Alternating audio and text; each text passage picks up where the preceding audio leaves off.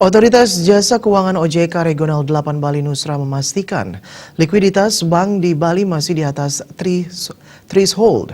Itu menunjukkan likuiditas bank masih dalam kondisi aman hingga saat ini.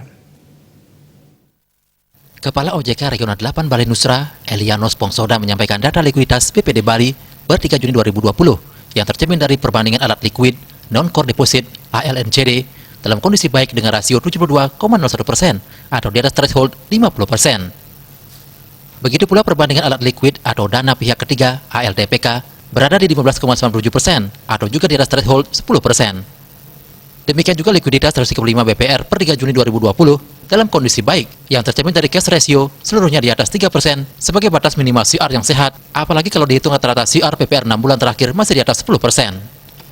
Data di atas threshold menunjukkan bank di Bali masih memiliki kecukupan likuiditas untuk operasional di tengah pandemi COVID-19.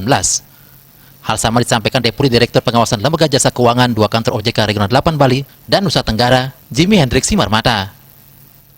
Di atas threshold berarti kondisi likuiditas perbankan di Bali terjaga dalam kondisi baik, di mana perbankan dapat memenuhi kebutuhan likuiditas jangka pendeknya seperti penarikan dana nasabah secara normal. Disinggung likuiditas yang cukup karena tidak bisa menyalurkan kredit, Jimmy menegaskan rasio terkait dana pihak ketiga yang disalurkan ke kredit adalah loan to deposit ratio, LDR. LDR adalah jumlah kredit yang diberikan dibagi jumlah dana pihak ketiga yang dihimpun dalam bentuk tabungan, giro, dan deposito.